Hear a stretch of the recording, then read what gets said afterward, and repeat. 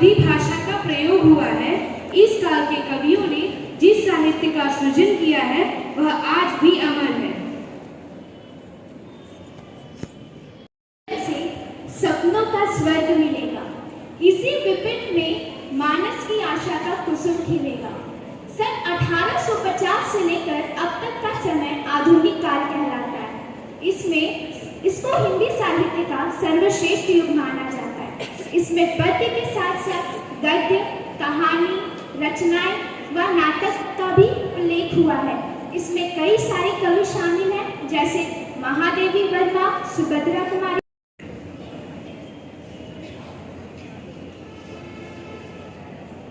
कनक कनकती सौगुनी मादकता अधिकार। कनक कनकते सौगुनी मादकता अधिकार। वाखाए बाराए जप या पाए बोराए या पाए बोराए। मैं रीतिकाल का कवि बिहारी हूँ। रीतिकाल के अधिकांश कवि दरबारी थे, जिन्होंने विभिन्न काव्यांगों के लक्षण देने वाले ग्रंथ भी लिखे। मेरे काल के मुख्य कवि केशवदास, विद्यापति, चिंतामणि, मतीराम, भूषण एवं घनानंद थे। क्या आज के सम्मेलन यहीं पर समाप्त?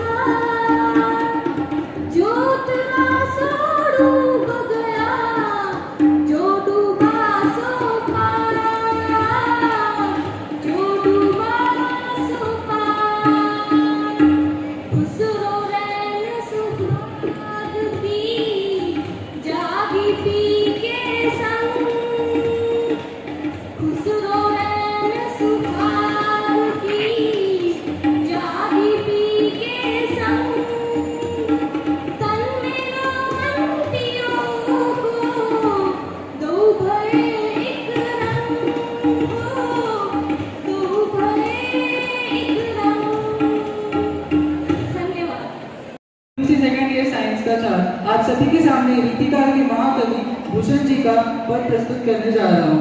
यह पद भूषण ग्रंथालय से लिया गया है, जिसमें महाकवि कवि भूषण जी को समझाते हैं, शिवाजी का बहादुरी का बखान करते हुए कहते हैं, जो सिया के जो दशा होकर थी उस समय उसका वर्णन करते हैं। ऊंचे घोर मंदिर के अंदर रहने वाली, ऊंचे घोर मंदिर के अंदर रहती है, ऊंचे घोर मंदिर के अंदर रहने वाली, ऊंचे घोर मंदिर के अंदर रहती है। कंधे मुल्ला भोग कर, कंधे मुल्ला भोग कर, तीन बेर खाती देवे तीन बेर खाती है, तीन बेर खाती देवे तीन बेर खाती है। भूषण शिथिल अंग, भूषण शिथिल अंग, पिजन डुलाती देवे पिजन डुलाती है, पिजन डुलाती देवे पिजन डुलाती है।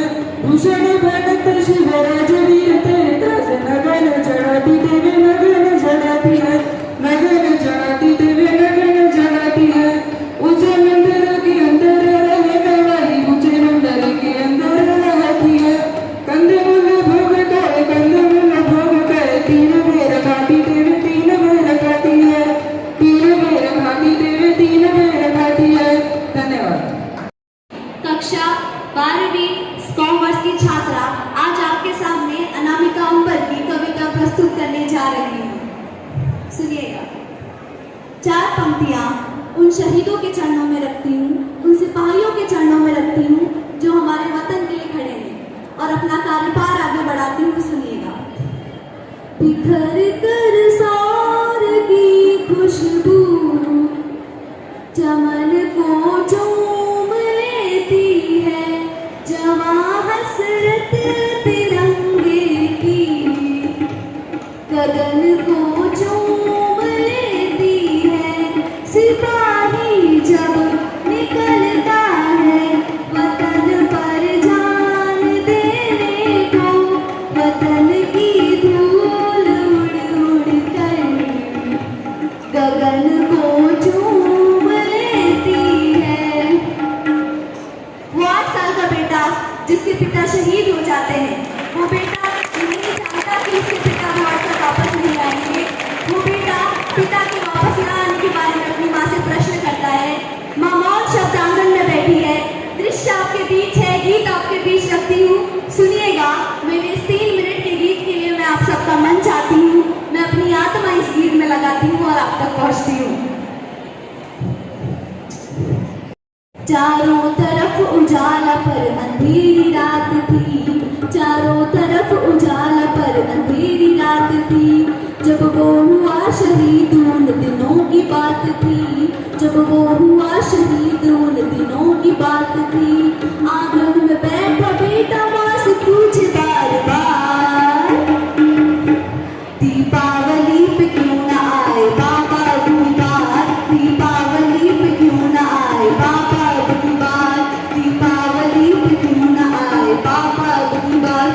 वो बेटा जिसके पिता शहीद हो गए हैं, वो बेटा ये नहीं जानता कि उसके पिता वापस लौट कर नहीं आएंगे। वो अपनी माँ की स्थिति को देख रहा होता है और वो अपनी माँ को देखकर अपनी माँ से क्या कहता है। सुनिएगा।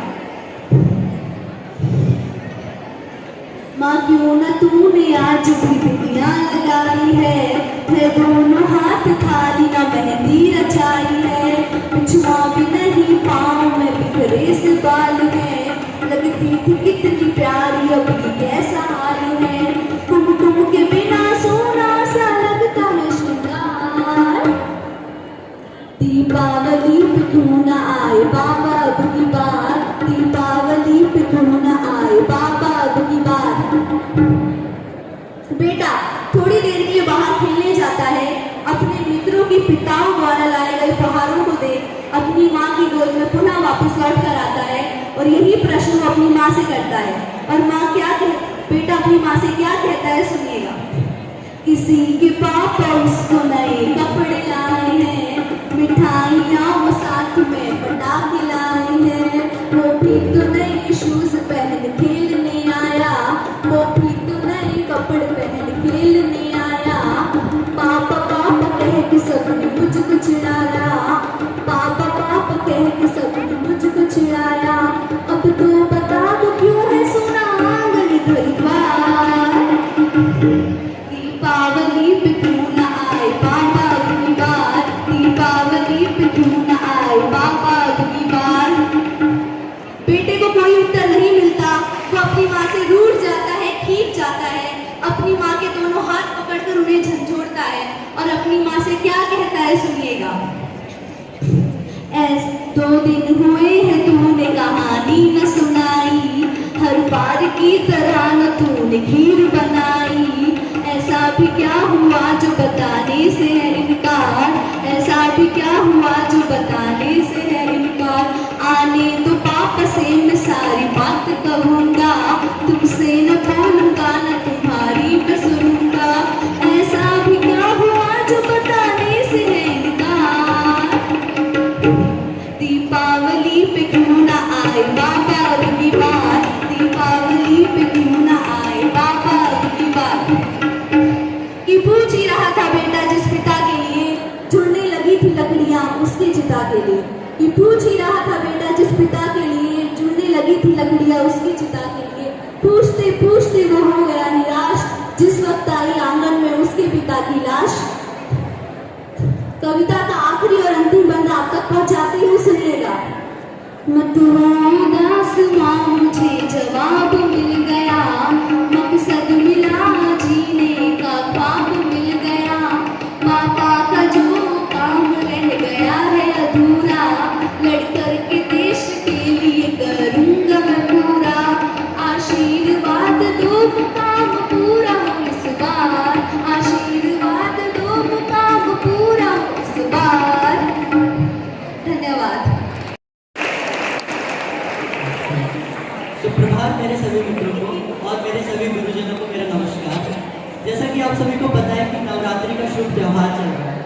तो मेरी माता रानी से यही विनती रहेगी कि उनकी कृपा आप सभी पे बनी रहे। और नवरात्रि के इस शुभ अवसर पर मैं डॉक्टर कुमार विश्वास द्वारा लिखित कुछ कविताओं को प्रस्तुत करने जा रहा हूँ। तो मेरी आपसे ये विनती रहेगी कि कृपया अपने कार्यक्रम में अपना सहयोग कीजिएगा। तो मैं समय ना गवाते हुए शुरुआत करता हूँ। ये कविता जो है ये मेरे ईश्वर को समर्पित है। तो सुनिए कि मैं अपने गीत गजलों से, मैं अपने गीत गजलों से उसे पैगाम करता हूँ। मैं अपने गीत गजलों से उसे पैगाम करता हूँ। उसी की दी हुई दौलत उसी के नाम करता हूँ। उसी की दी हुई दौलत उसी के नाम करता हूँ। हवा का काम है चलना, दिए का काम है जलना। हवा का काम है चलना, दिए का काम है जलना। वो अपना काम करती है, मैं अपना काम करता हूँ।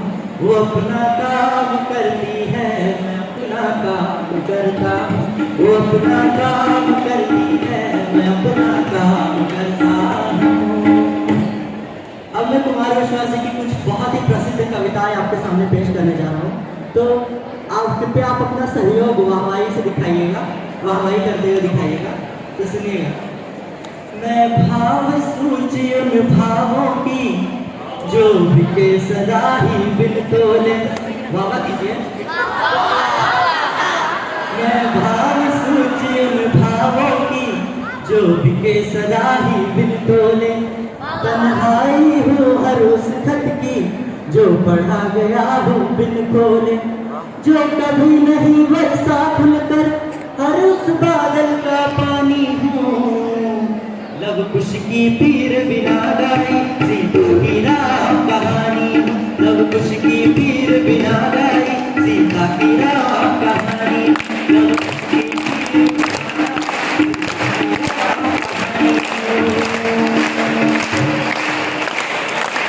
लब कुश की पीर करने जा रहा हूँ वो शायद अब जब मैं कविता प्रस्तुत करने जा रहा हूँ वो शायद आप सभी ने सुनी है। तो कृपया अपना सहयोग दिखाइएगा। कुछ बहुत ही प्रसिद्ध इस कविताओं में से एक है जिससे उन्हें बहुत ही प्रसिद्धि और यश मिला। सुनिएगा। कि कोई दीवाना कहता है, पहले बाबा की बाद तालियां बजाइए। कि कोई दीवाना कहता है, कोई पागल समझता है। कोई दीवाना कहता है, कोई पागल समझता है। मगर धरती की बेचैनी को बस पागल समझता है। मगर धरती की बेचैनी को बस पागल समझता है। मैं तुझसे दूर कैसा हूँ, तू मुझसे दूर कैसी है। मैं तुझसे दूर कैसा हूँ, तू मुझसे दूर कैसी है। ये तेरा दिल समझता है या मेरा दिल समझता है।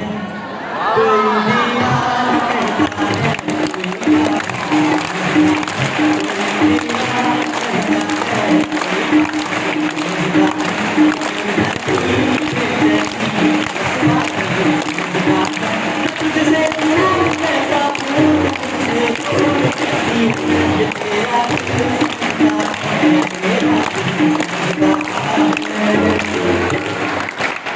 इसी कविता की 4 पंक्तियां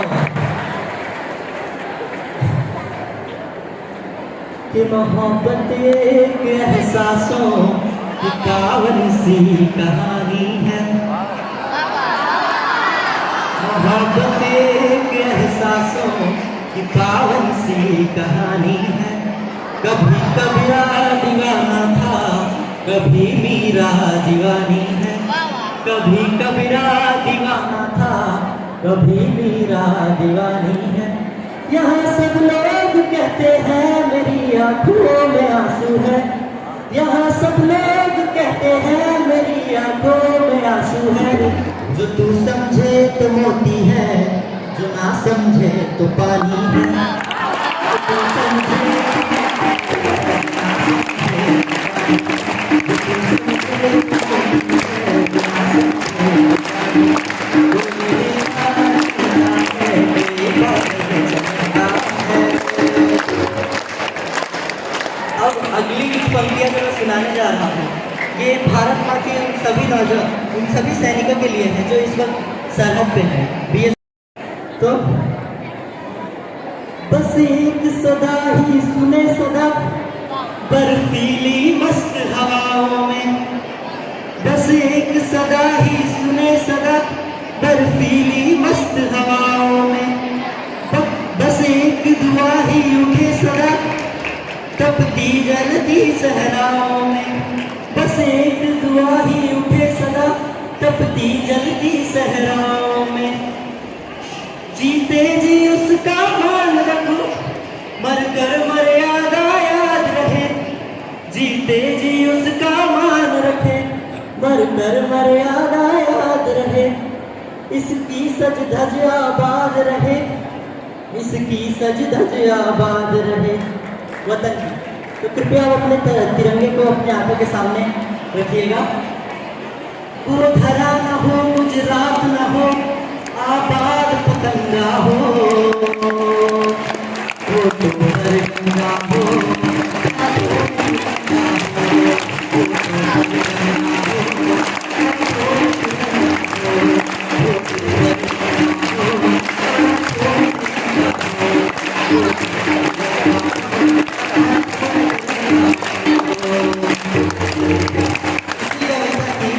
पंक्तियां और मैं पेश करने जा रहा हूँ जो कि देश के ऊपर है।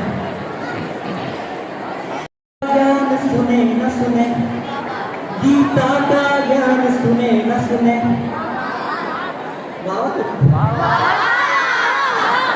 गीता का ज्ञान सुने न सुने, भारत माँ की जय गान सुने। भारत माँ की जय गान सुने। हम शपथ कीर्तन सुन न सके, हम शपथ कीर्तन सुन न सके। इस धरती का यश गान सुने, इस धरती का यश गान सुने। परवरदिगार मैं तेरे द्वार पर मैं पुकार ये कहता हूँ।